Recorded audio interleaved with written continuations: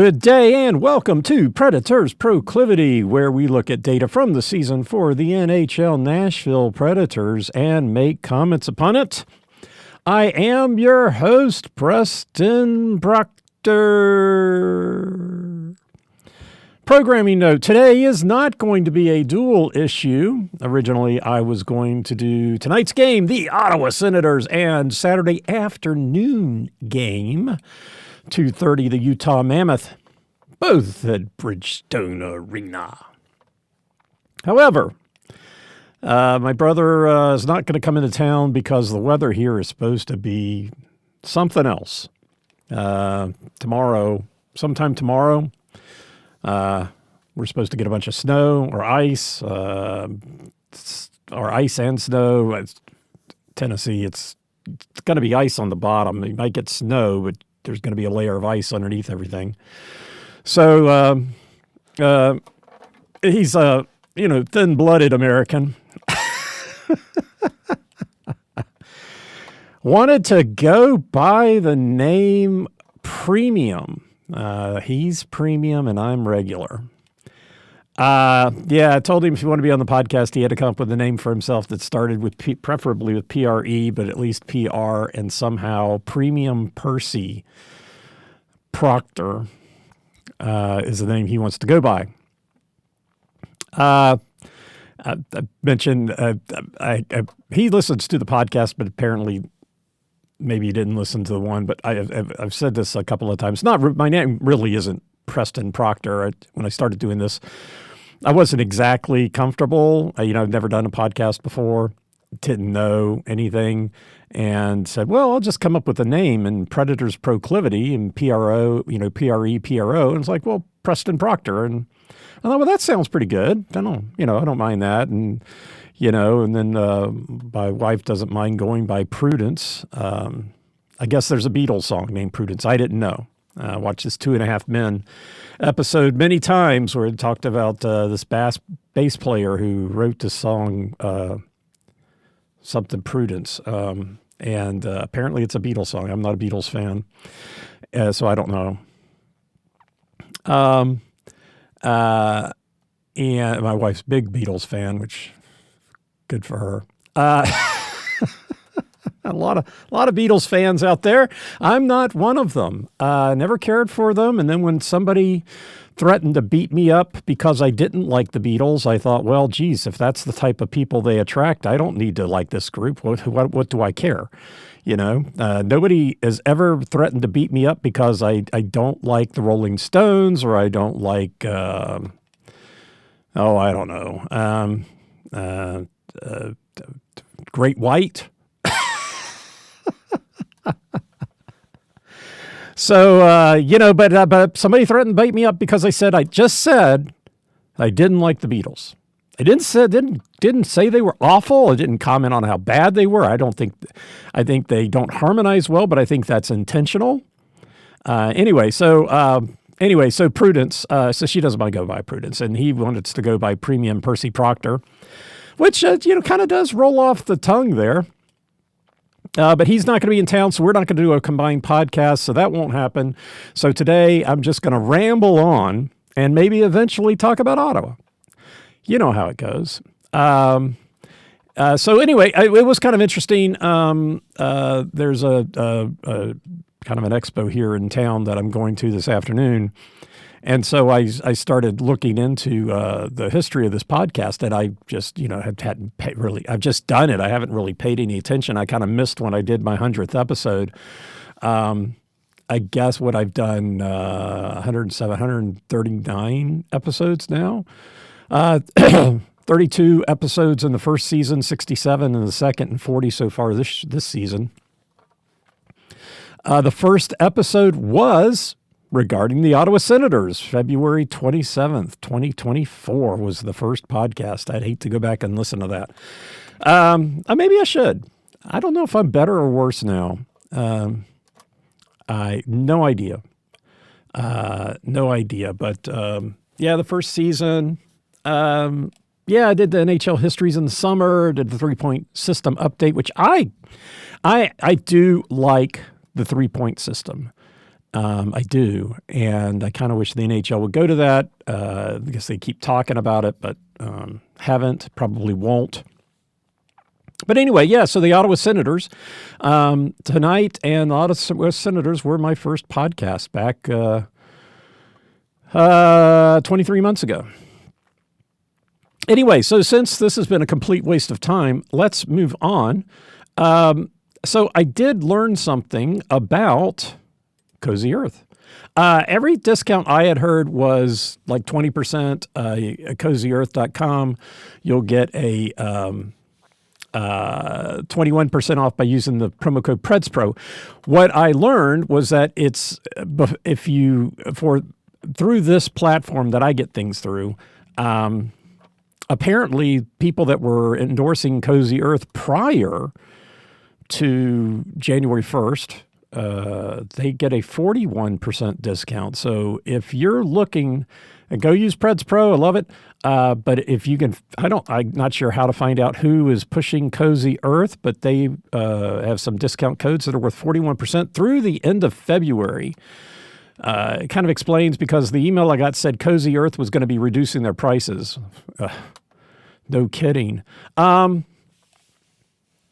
you go to the website, it seems like they constantly, in preparation for them lowering their prices, they have a $50 off a $100 purchase on their site. And so I think that's, when I first went out there and started looking at it, I got an email about that. Then I got another email about it. Go out there on their website. It's there all the time. So I think if you're using the 50%, $50 off a $100 purchase, you can't use another promo code. Usually that's the way it works. I think, what is it? Now they've got this other thing too, free domestic shipping on orders over 100 plus. But if you get 3 items, they automatically discount it by 10%. And I think that even counts stuff that's on sale. I had a couple of things that were on sale when I was thinking about buying something. And then, like I said, it was like $70 to buy 2 shirts. And, for a lot of people, maybe that's not that big a deal. For me, I'm loath to spend money on clothes, it's just not in me. I just can't do that. If it's something that Prudence wants, I'm happy to buy it. If she wants to spend money on that kind of thing, she's got her reasons. She does. It's up to her. Good for her. Just when it comes to me, I can't even walk in a Nordstrom rack and walk out with anything. Heaven forbid I go into a Nordstrom and I just want to run out. And a couple of times I've been in was it Saks or Neiman Marcus, needless markups.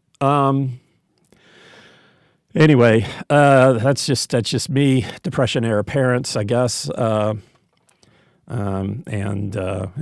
Farmers and just, always trying to make the most out of your money. And I guess it rubbed off on me, and I'm a guy anyway. So don't like to spend money on clothes. Don't like to spend money. Anyway, but if you're going to buy something on CozyEarth.com, Preds Pro will get you 21% off. If you want to spend some money on quantum energy squares, now I do I do believe in buying good supplements, and we've got bars, and I do a lot of cycling. I've got my gels and bars, and we've got Cliff Blocks, and Prudence runs half marathons, and you need a little bit of nourishment along the way. Usually she takes the Cliff Blocks. We're not endorsed by Cliff Blocks, but that's a staple here, and quantum energy bars are the new staple here. We have we've got scratch bars and Martin bars, just to kind of give a little bit of insight in what we do around here. And the Martin bars are expensive, but I got a really great deal on them. But those are those. Like I say, they have a little bit of chocolate in them, and they're not bad. Putting them in a golf bag and going out there, they don't melt as bad as you would think. The scratch bars that have chocolate in them are awful. just awful to take in a golf bag.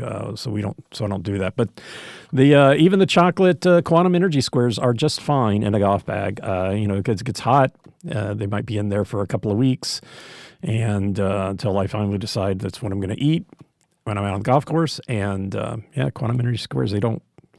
You don't have to worry about getting chocolate all over your glove and your clubs and stuff like that. And the quantum energy squares is a nice size to put in your cycling kit. Put in back pocket and get on with it. 100 milligrams of caffeine, 10 grams of protein, zero junk. QuantumSquares.com. Preds Pro gets you 25% off every day of the year, even at night. Well, let's see. Okay, so we got that out of the way, I guess. So here we are. It is, what is the day? It is January 22nd. February 6th will be the pause. So there's only a few more games before the Olympic pause to the season. And then the season will restart on the 25th of February. And then on March 6th is the trade deadline. Now, Marcia Show was back in the lineup the other night and just in time for us to lose. He was playing on the third line. So nothing new as far as I can tell on the Marcia Show trade front. Not sure if that's even going to happen anymore. But I guess we'll see. I think that when you start talking about trading a guy, a lot of times it's hard to back out of that. So I don't know. Everybody starts thinking, he's going to go somewhere else, and then you're thinking about where you're going to go instead of thinking about how to be a better player where you're at. Anyway, so nothing new on the Marcia Show front. So let's get to tonight's game. Tonight at 7 o'clock at Bridgestone Arena, Ottawa Senators are in town. They are tied for 7th in the Atlantic Division with 53 points. They are 23, 19, and 7, 12, 10, and 3 on the road. They are tied with Florida, who does win the tie break there. They have 4 more regulation wins. Florida has also played 1 less game, so there's a little bit of that going on too. But I think regulation wins is the first tiebreaker in the NHL, and so they win that tiebreaker. So Ottawa is technically 8th in the Atlantic Division. That puts them 10 points out of 3rd. Montreal is 3rd with 63 points, but where are they at? They are only 5 points out of the wild card 2 spot. So even though they're 8th in the Atlantic, they're not really out of it yet. There aren't too many teams that you would really say are out of it. I think, given where Vancouver, 39 points, they're 7 points behind the next team. They've made a bunch of trades. I think they've given up on the season. The Blues, 46 points. And Winnipeg at 46 points, Calgary at 47, Chicago at 47. So, that's the bottom. And at 46 points for the Blues, they're 7 points out of a playoff spot. So I don't think that. I think it would be hard for those teams to really say at this point that they are out of it. What are we looking at? The Rangers. Boy, the poor Jonathan Quick just getting lit up these days. I hate to see that. The Rangers are last in the Eastern Conference, 10 points out. 10 points out, 51 games played, almost at the trade deadline. So, it depends on, what teams can do between now and the Olympic break. And then I think, somebody said that that's basically the trade deadline. I don't know that I'd say the Olympic break is the trade deadline. I'd say it's going to be a place where everybody's going to start measuring where they're at. And then I wonder if trades are, I don't suppose trades are paused. The games are paused, but like they paused trades over Christmas for about a week. But I don't, I think, whatever date it is, February 5th, February 6th, they're going to be starting to take a look at where they're at and, what they reasonably think they're going to be, and then how can they maximize their opportunities either for this season or the future.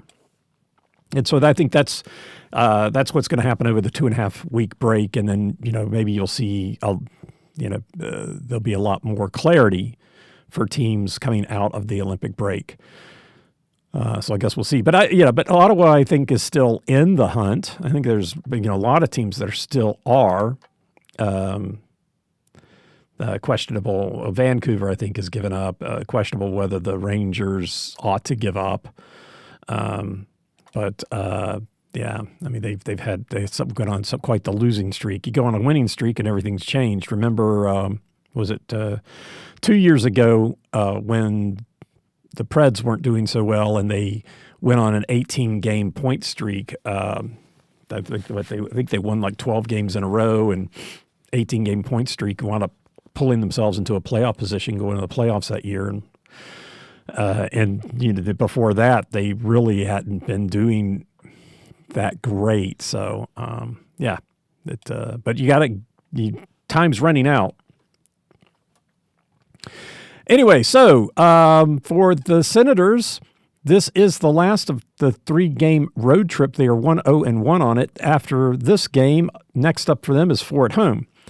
As far as the series goes, this is the second of 2 between these two teams. Nashville won in Ottawa on October 13th, 4-1. Last year, Ottawa swept Nashville, so hopefully it's the other way around this year. Last year, they swept us. This year, we swept them. As far as injuries go, they only have one person that is out, and that's goaltender Linus Ullmark, number 35, day-to-day, expected back on the 24th. But you know how that goes. With him being injured, they have been playing goaltender roulette with the Belleville Sens. On the, I guess they had called up number 1 goaltender Levi Marilanian,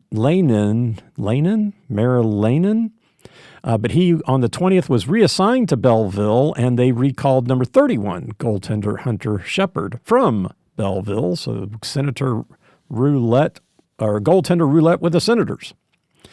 Anyway, so that's about all that they've done lately. I don't even think they've been involved with trades yet. The Penguins in Colorado just had a trade. Was that 2 days ago? That was the last trade.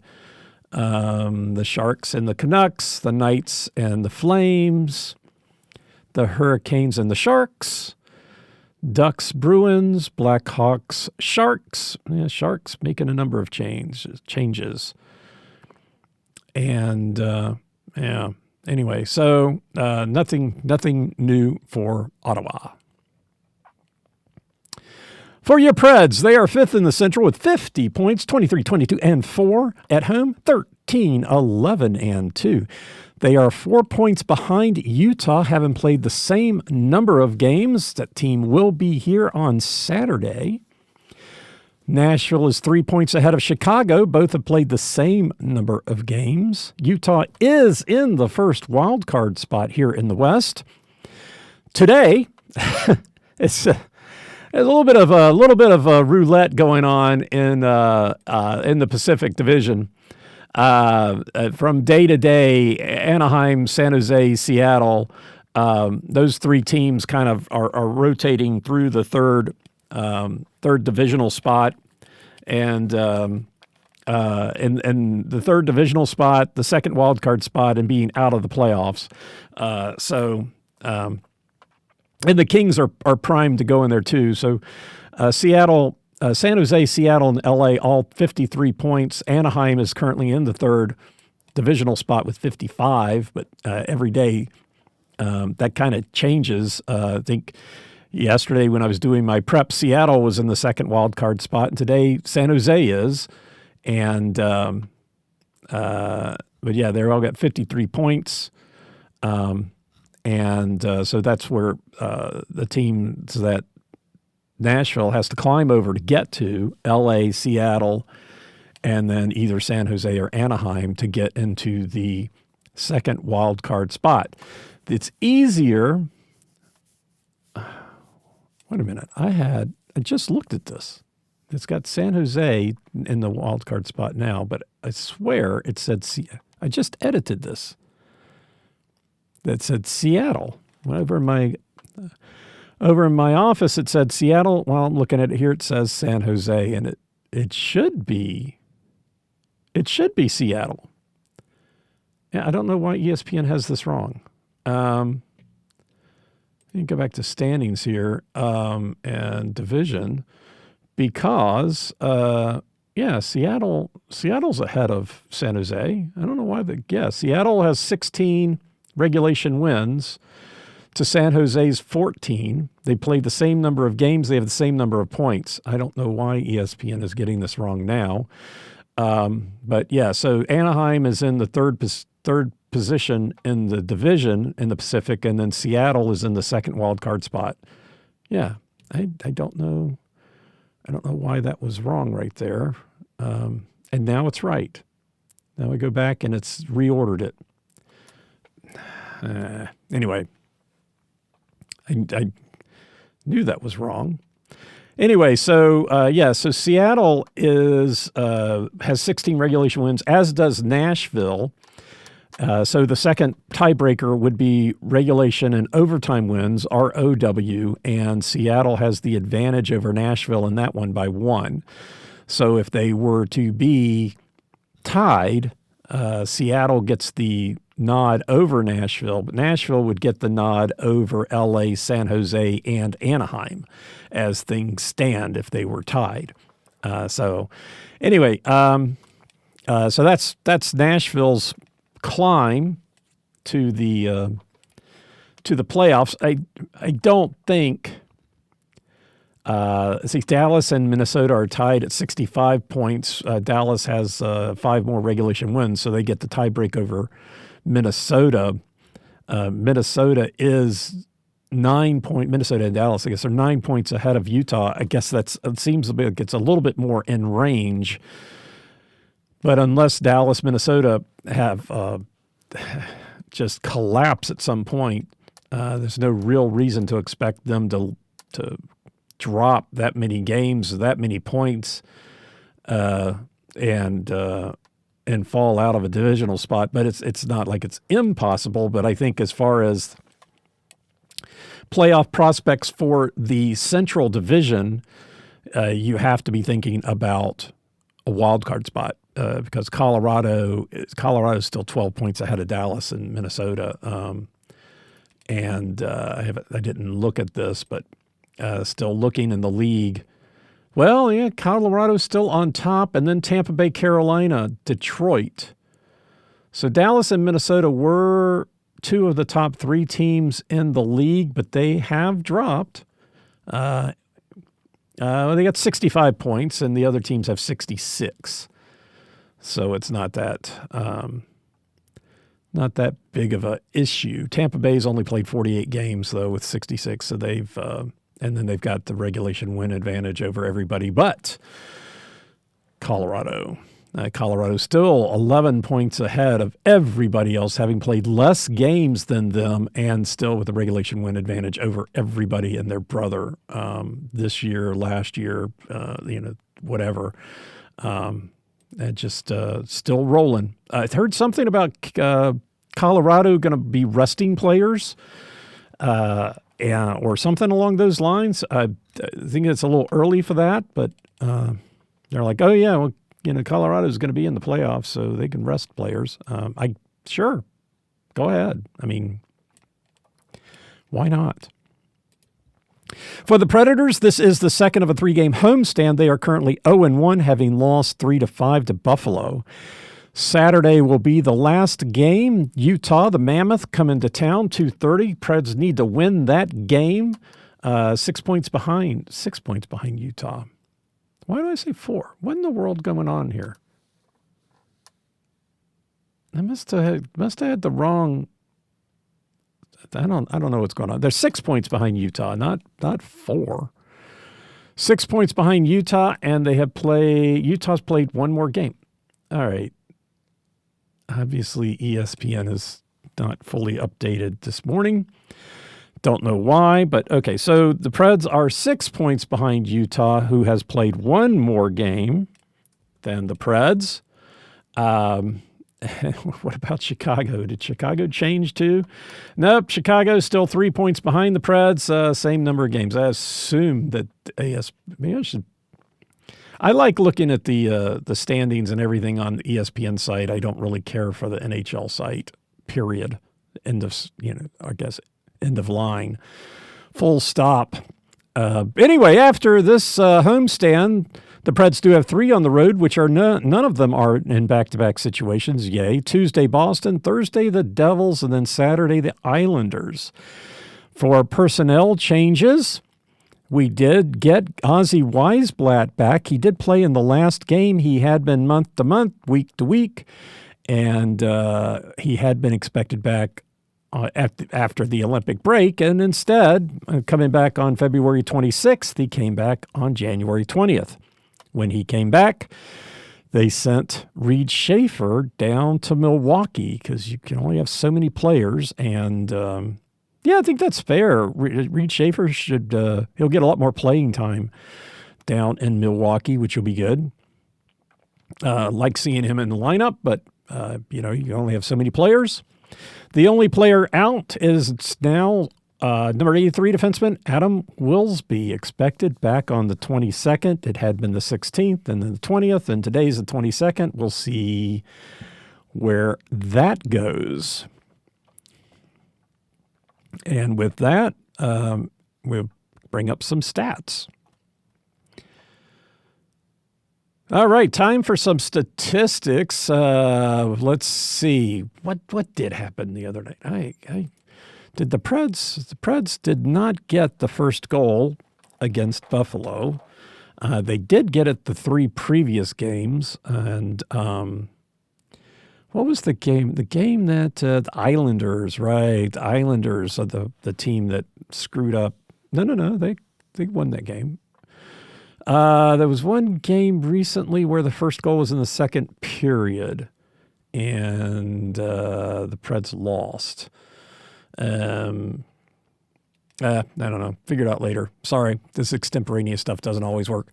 So, first goal. Here in Nashville, the Preds are 7-2-1 when they get the first goal. So that's like a 2-1 advantage. If it happens in the first period, they're 5-2-1. And then if it happens in the second period, they're undefeated, 2-0. When the Preds do not get the first goal here in Nashville, they are 6-9-1. So that's not that big of an issue for them this year. If it happens in the first period, though, 4-8-1. So in the first period, like a 2-1 advantage for the opposition. If the first goal does happen in the first period, if the first goal happens in the second period, the Preds are 2-1-0, so that's good for them. So yeah, the Preds, if the first goal is in the second period, are 4-1-0. There was a game the other night where they lost, but I couldn't quickly figure that one out. And the first goal has not happened in the third period or in overtime yet. I did see a game the other day that the first goal was in overtime. Let's go to winning by period. The Preds have a terrible record in each period. Starting with the first period, 5-7-14. Of course, nothing gets to the level of the first period on the road, which they will be the next 3 games after Saturday. But here at home tonight, the Preds are 5-7-14 in the first period. That is win, losing, and tying the first period. So they're more likely to tie it than to win or lose it combined.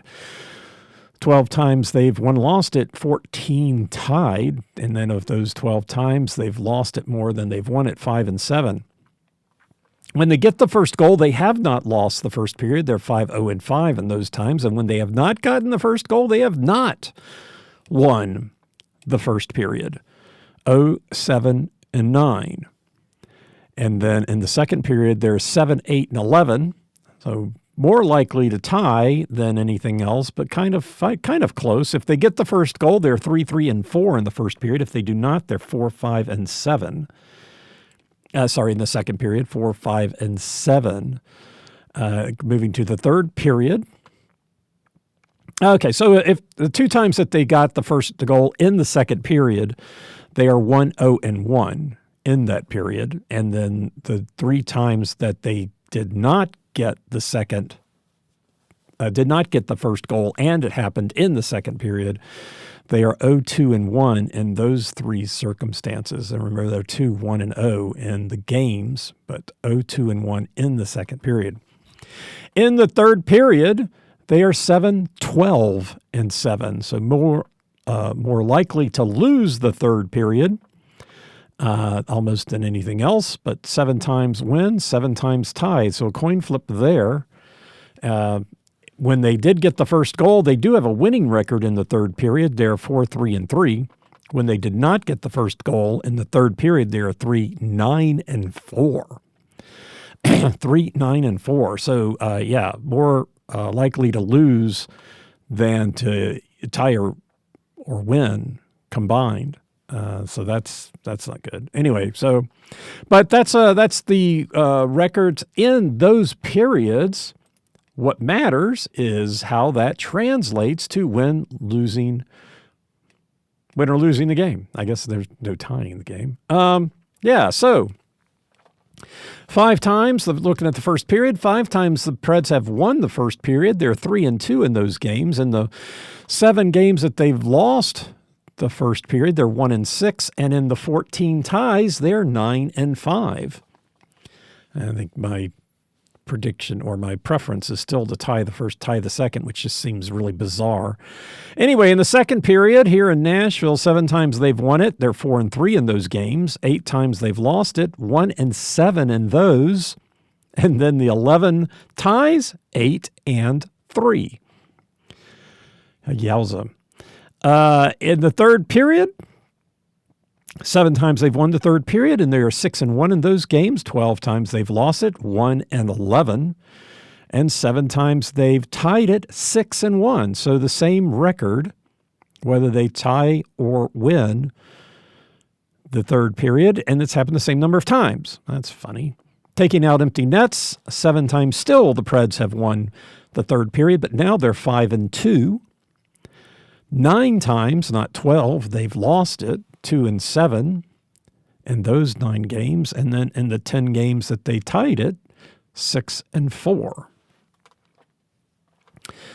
Looking at the combinatorics, win, losing, and tying the first combined with win, losing, and tying the second.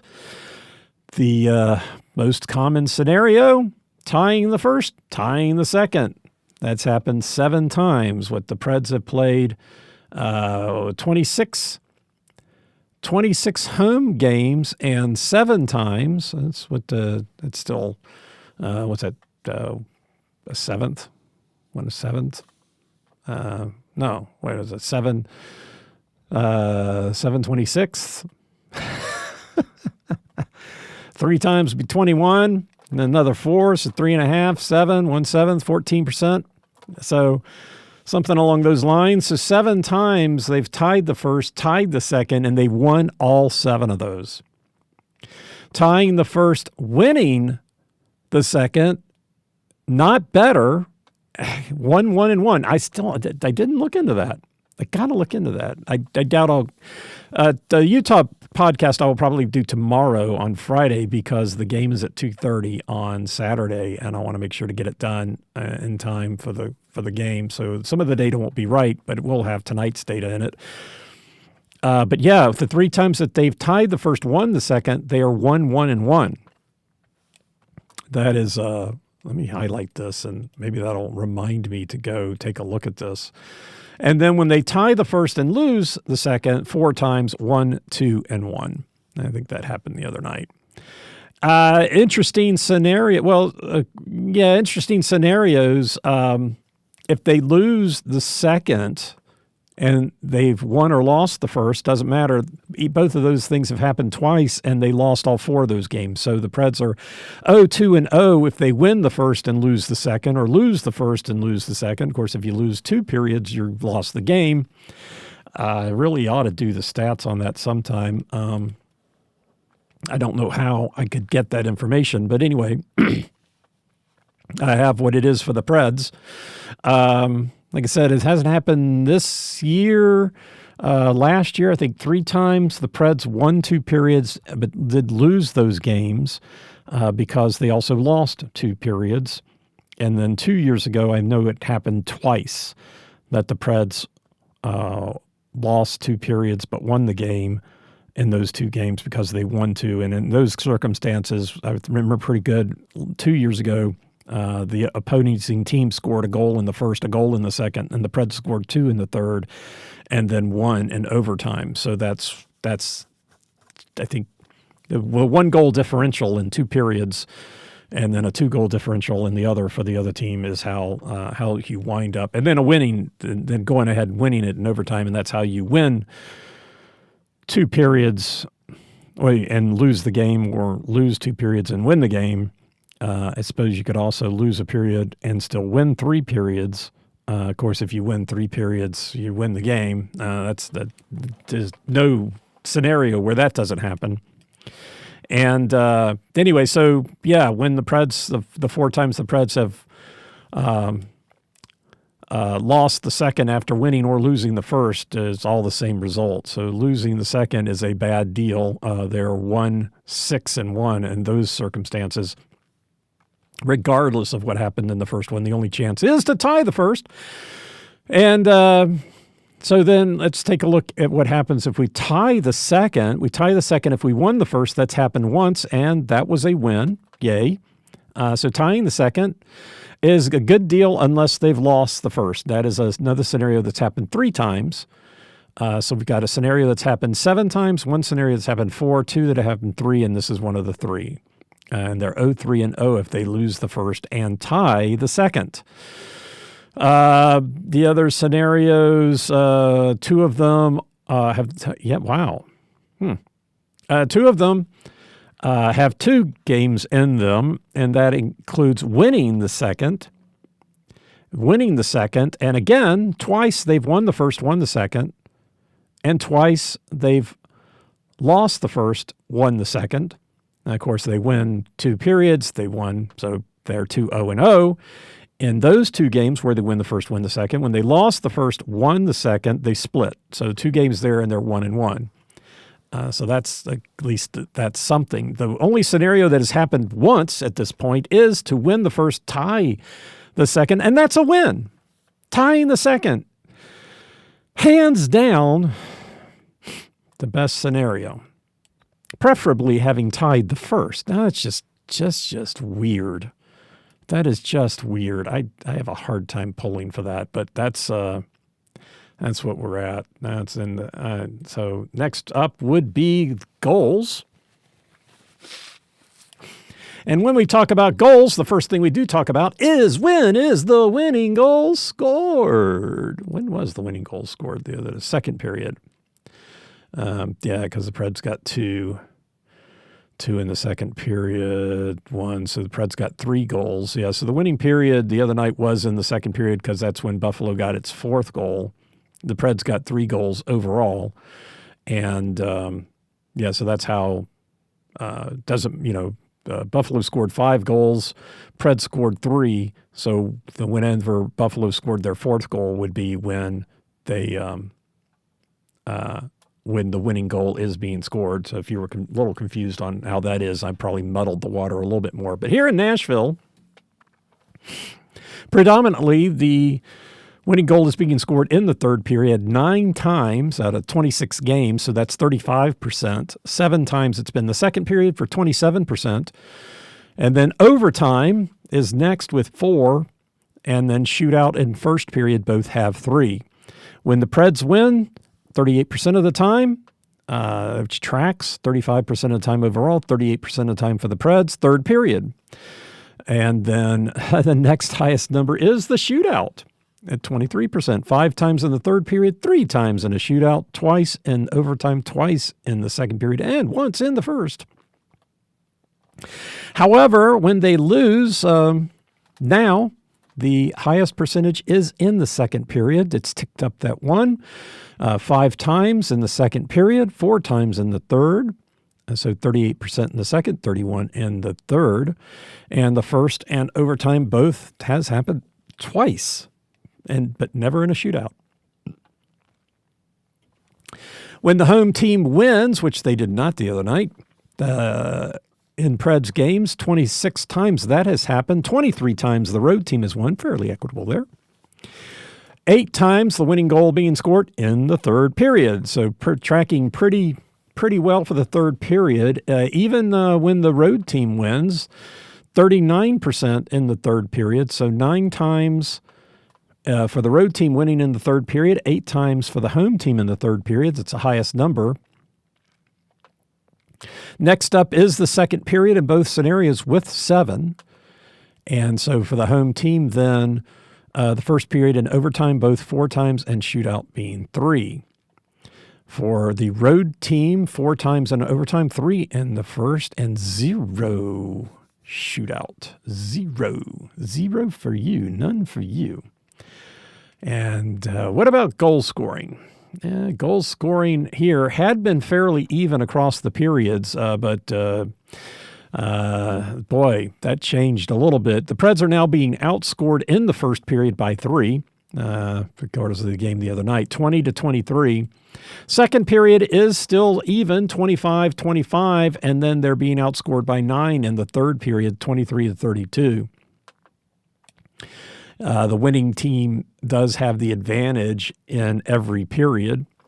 I guess that's not real surprising. But then let's take a look at the difference in goal scoring based upon how they enter the periods.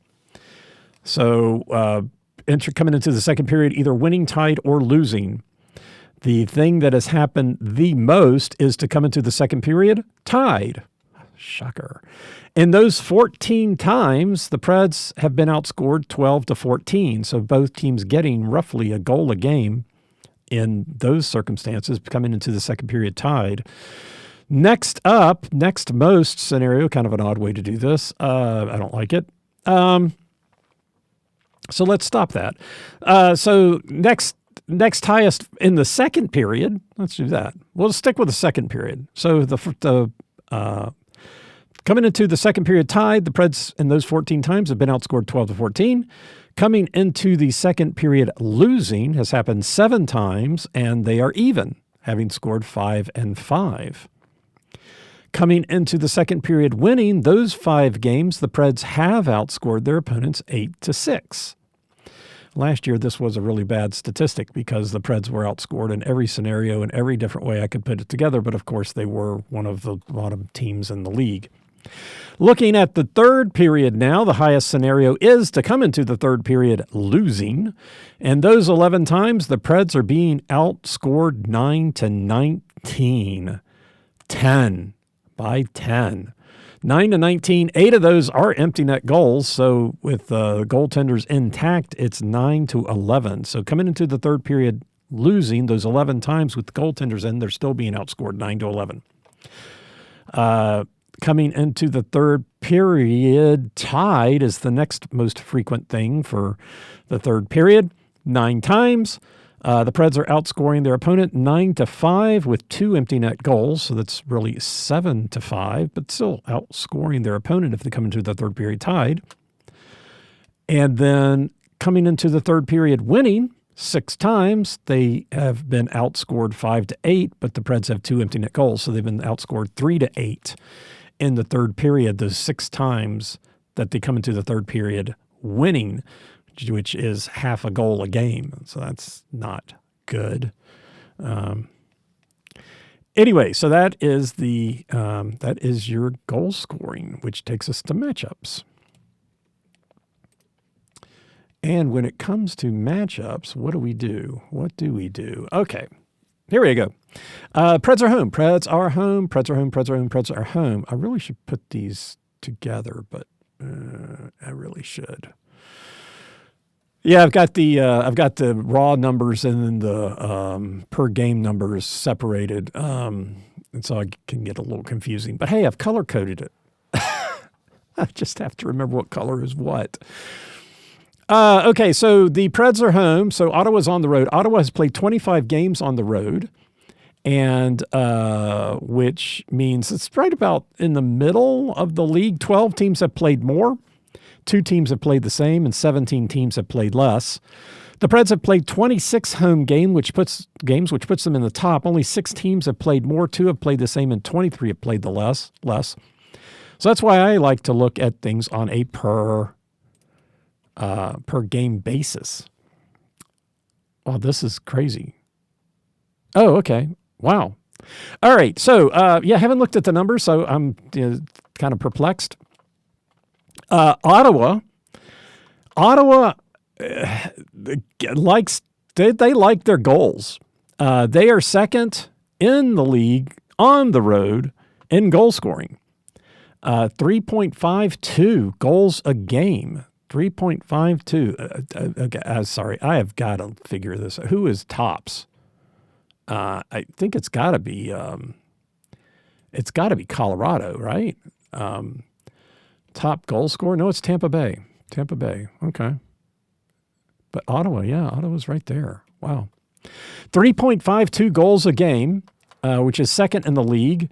And they are second in the league in being scored against, 3.72, and league average being 3.12. So they're giving up 0.6 goals a game more. They're scoring what the goals for on the road, 2.99. So 0.53.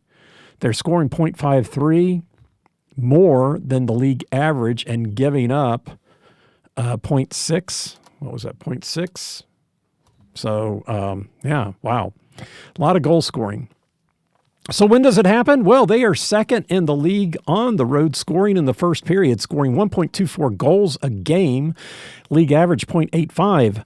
Drops off a little bit, 1.16 in the second. And then with the league average being 0.98, and then to a more reasonable 1.04 in the third, with the league average being 1.07. So they are league average in the third period, but definitely one of the top teams scoring in the first and second periods. So when they got to be giving up goals, right? So like I said, they're second in the league in giving up goals, 3.72 in the first period. 12th. So league average is 0.90, and they are right at that 0.88. In the second period, 12th, but not 0.96. League average is 0.9. They are 0.96. I read off the wrong number. Way to go. Still 12th. In the second, though, they are the team giving up the most goals a game, 1.52. League average 1.09. So they give up a lot of goals in the second period. They've given up 20 goals. Yeah, so they've given up 20 goals, which is 24th in the league.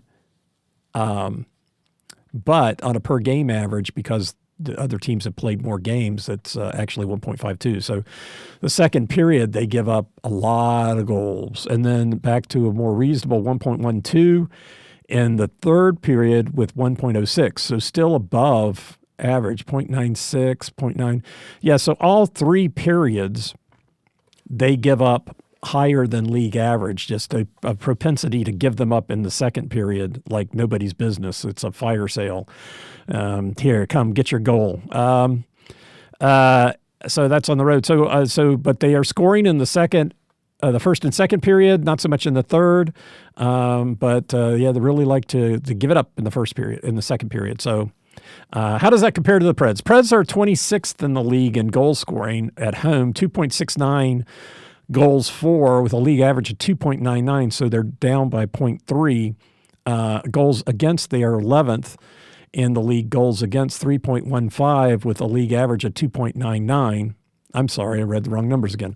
2.99 is goals against for a home team, yes, 3.15, so 1.16.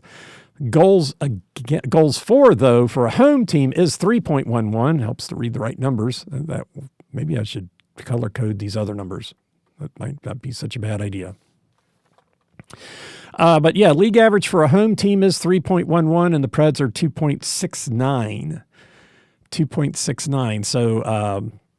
So not below league average in scoring and above league average in being scored on. They do have a winning record here in Nashville, though. It'd be hard to remember that sometimes. So when are they scoring their goals? Not really in the first period. They're 24th in the league, scoring .77 goals against. And let's just highlight this for now. It might make it easier to find. Or I could just move it. Anyway, so .77 goals for in the first period. League average is .9. They don't get much better in the second period. They do scored more goals in the second period, but on per game basis,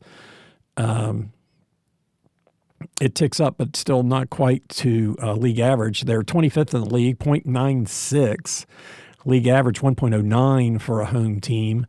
And then it drops back down in the third period, 26th in the league, .88, league average 1.05. So the Preds are below league average in scoring in all three periods on a per-game basis. They've scored 16, 18. That's wrong numbers again. Here we go. 20, 25, and 23. So in the first, second, and third. So 20, 25, and 23, fairly even scoring, but as far as the rankings go per games, all that kind of stuff. Anyway, so below league average in scoring in all three periods. Goals against, they are 12th in the league. Goals against in the first period, giving up .88. League average is .85, so it's pretty close. The second period, 18th in the league, .96. League average, .98. But in the third period, they like to, have a goal. Visitors, you got to give them a gift on their way out of town, right? And so the Preds, 1.23 goals a game with league average 1.07. So pretty stingy in the second and not a little stingy in the first. A little stingy in the first, a little stingy in the second, which is when Ottawa likes to score. So that should be a good matchup. And then what did average Ottawa's average scoring in the third period. The Preds like to give it to the opponents. The parting gift. Here's a goal. You have a goal. And so should be an interesting defensive matchup. And the third period, who knows? I said it would be a pillow fight the other night in the third period, and maybe I was right, maybe I was wrong. Probably wrong. Anyway, so that is goal scoring. If we move to special teams, how does that look? All right, well, here I've got the penalty kill and the power play next to each other when they're home. Makes it a little bit easier to read. I really need to fix this on the spreadsheet. I don't know why I did it that way. I know why I did it that way. Anyway, penalty kill. So penalty kill, the Ottawa Senators are the worst team on the road in the penalty kill. Ranked 32nd, 65.4%, 27 goals against on 78 opportunities. They've scored one shorthanded goal. As far as times shorthanded per games play, about the middle of the league, they're 15th. Goals against per games played, they are tops, first. Tops in goals against per games played. That's not the way you want to go. So their penalty kill, not very good. For the Nashville Predators, they are second with 85.2%, 12 goals against on 81 opportunities. So the Preds have had 15 less goals scored on 3 more opportunities than the Senators. What in the world? The Preds have scored 2 shorthanded goals. So even though they're ranked second, they've got 2 shorthanded goals. They do fall to 4th as far as their net ranking. And I had to look that up. And I think Buffalo has scored 4 shorthanded goals and somebody else has scored 3. And that shoots them up above the Preds when it comes to the net ranking. As far as time shorthanded per games played, the Preds are one of the more penalized teams at home. They are 4th in the league, but goals against per games played, 27th. So good luck with that when the Preds are on the penalty kill here in Nashville. Okay, so that's the penalty kill.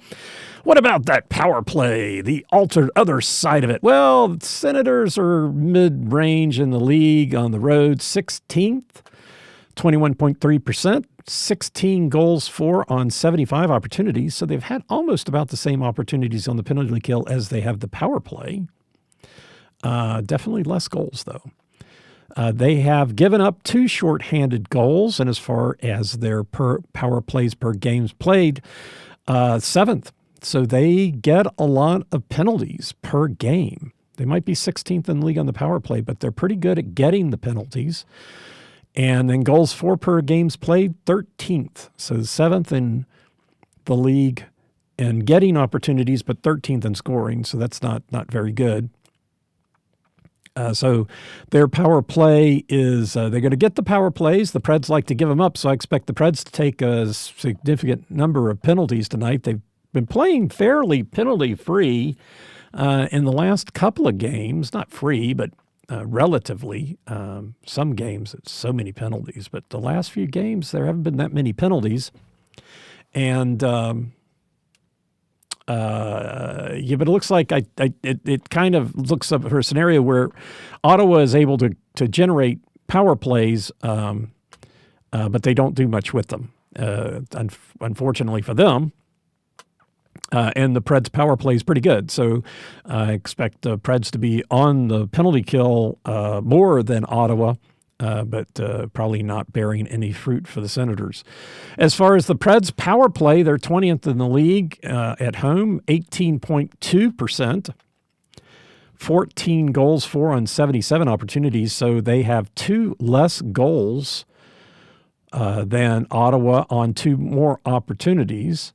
But this is, the Preds are at home and Ottawa's at road. So this is Preds home statistics and Ottawa road statistics.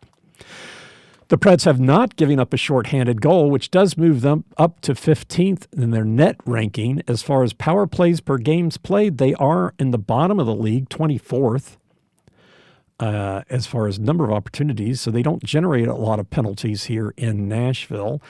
But if they do, they're 21st in the league in scoring, so 24th in opportunities and 21st in scoring. So that's the right way for that ratio to go, even though they're only 20th in the league. At least they've got that ratio going for them. So what do we think on this? Well, the how many times? There's time shorthanded. I think the Ottawa 15th in the league in time shorthanded, the Preds 24th in the league in power plays. I think definitely there'll probably be an advantage. Why am I making predictions? Well, 2-1. Ottawa will have twice as many power play opportunities as the Preds. Let's just say it. Why not? I won't remember I said it. I'll have to go back and listen to this. Okay, so the Preds are at home, and as far as their power play goes here in Nashville, pretty good in the first and second period. The opposition is 9% successful in the first period, 12% in the second. It does go up to 24% in the third. That's where this one ranking, I need to keep this in mind, is that the Preds on the power play are 85%, 85%, but in the third period, the opponents go up to 24% effectiveness. They have scored 5 goals on 21 opportunities. As far as the Preds power play goes, the highest number is now in the third period. 19% successful in the first, 12% in the second, and 22% in the third. The Preds power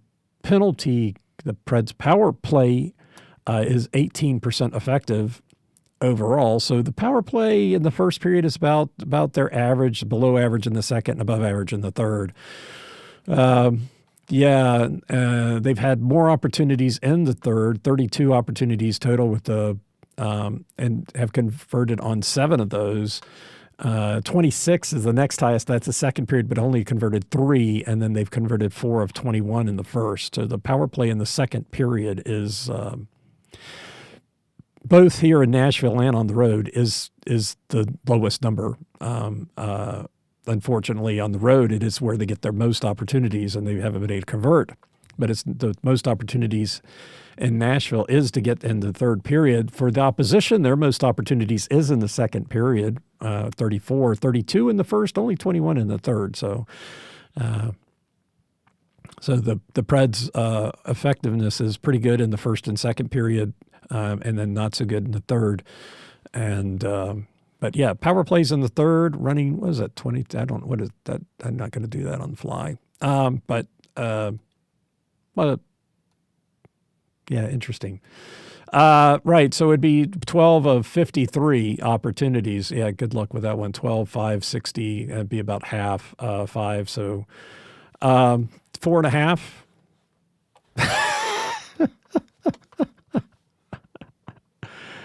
Yikes. 1/9. No, 1/4, 2/9. 2/9. Oh, 11. 22, right about 22%, I guess. Which makes sense. 22 and 24, but the number of opportunities are definitely different. Preds have had more opportunities. Anyway, so love it when I do those rough calculations right at the top of my head. Prudence teaches calculus and was coming in last night talking about how her students couldn't factor and threw a quadratic equation at me, and I factored it right away. And I'm like, wow, I didn't realize I could still do that. Just in my head, sitting there and not even really wanting to do it. But hey, I guess that's good for the old brain to keep it working, right? Of course, it's good for the mouth to keep it going. All right, so that finishes the matchups. Let's just move on. What do you say? So that takes us to people to watch. All right, so what have how many people have I got? I got 1, 2, 3, 4, 5, 6, 7, 8. I got 8 people listed. And unfortunately, 4 of them have shooting percentages of greater than 20%. You have top of the list with stats in every column that I record for the show. Number 18, center 10, Tim Stutzel. He's first in goals with 13, second in assists with 13, first in points with, guess it, 26. Yeah, that math's pretty easy. He's fourth in time on ice, so he's the forward on the ice the most, 20 minutes, 6 seconds, so he's on the ice for about a third of the game. He's second in shots with 58. He's third on the team in shooting percentage at 22.4%. So he's second on the team in shots, first on the team in goals, and a shooting percentage of 22%. So yeah, that's definitely concerning. There's no other way to say that. Where's Nashville? Nashville. It's alphabetical order, which makes it really hard to find. The next up would be number 19. Yep, there we go. Batherson and Stutzel are on the same line. So number 19, right wing Drake Batherson. Second on the team in goals with 11. Second on the team in points with 23. Fourth in the team in shooting percentage at 20.4%. 11 goals on 54 shots. Let's see. And just to kind of put that in perspective, first on the team for the Preds is 85 shots. So the top shooter for for Ottawa is at 68.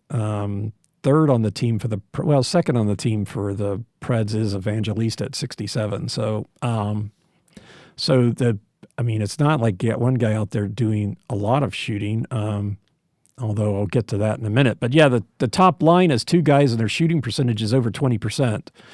Stutzel and Batherson. Well, then we get to number 12, center Shane Pinto, who also is second on the team in goals with 11, and he's second on the team in shooting percentage at 22.9%. And Pinto centers their third line, which was the problem the other night, which wasn't unexpected given the numbers that I had seen. But yeah, center Shane Pinto, second on the team in goals, tied for second with 11, but second on the team in shooting percentage, and he centers the third line with Claude Giroux, who is first on the team in assists. He is the right wing on the third line, and he leads the team in assists on the road with 14. Next up is Dylan Cousins, center, number 24, and Cousins centers the second line. And also tied for second in assists with 13 is number 85 defenseman Jake Sanderson, who is on the first line of defense. No, surprising there. First in ice time with 24-40. Dylan Cousins does lead the team in shooting with 68 shots. Brady Tkachuk, again, he's second on the team in shots with 58, but the thing to note there is he's only played 15 games. I guess he was injured, and Cousins and Stutzel have played 25, so he's second on the team in shooting, but he's only played 60% of the games the other guys have. So I imagine Brady Tkachuk actually is the more prolific shooter. He doesn't have the stats, but then again, he's only played 15 games, so maybe he's just lagging for that reason. Top on the team in, that's the problem. I've got Cousins in there. No, it's a different Cousins. They got two Cousins on this team, by the way. Maybe it's Cousins. I don't know. Cozen, Dylan Cousins. We'll say Cousins. And then Nick Cousins. Fortunately, you don't wear the same number. 24 and 21. So Nick Cousins does have the highest shooting percentage on the team, 26.7%, 4 goals on 15 shots on the road, and he's the left wing on the fourth line. Dylan Cousins is the center of the second line, and Tkachuk is the left wing on the second line. So I think this is another team that kind of spreads things out, so good for them. The other person, the call out, is number 71 center Ridley Gregg. Where's Greg? Greg is on the second line with Cousins. We'll call him Cousins. I don't know how he says it, but just for this podcast, you know who I'm talking about. Cousins, Greg, and Tkachuk. Ridley Gregg, number 71 center Ridley Gregg, has 51 penalty minutes, which puts him sixth in the NHL for road for people on the road. Interesting thing, he's got 51 penalties in minutes on the road, only 8 at home. So he's got 59 penalties in minutes total, but 51 on the road. So, one of those guys that I guess really likes to commit penalties on the road. But 2 of those, and that's still only in 20 games too. So he hasn't even played all the games. But he has 2 misconduct penalties, which accounts for 20. So misconduct penalty being a 10-minute penalty. He has 2 of those. So taking those out would take him down to 31, which is more reasonable. It's still a lot. I think McCarron has 32 home and 32 home and away. I think about the same. And so your average number of fights and regular penalties, and maybe a little bit more penalized than normal. So I think he's still a guy that collects a lot of penalties, or gives a lot of penalties. The thing that's kind of interesting is he's got 2 misconduct penalties, and if you get 3 in a season, then that triggers a 1-game suspension. If you get 2 in a game, you get thrown out of the game, and I think you get a 1-game suspension immediately. But if you get 3 misconduct penalties over the course of a season, you get an automatic 1-game suspension. So he's got 2. I think it came against Colorado and Boston. A couple of big losses for them, I think, is what those were. So I wasn't happy about losing to just had it. Wasn't happy about losing to Boston. Wasn't happy to losing to Colorado. I think Colorado was more recently. But, so a lot of penalties, but 20 of those are misconduct. So it's probably somebody more like McCarron from that standpoint on taking penalties. But, a lot of penalties there for him. For your Nashville Predators here at home, Stamkos is first on the road. That's right.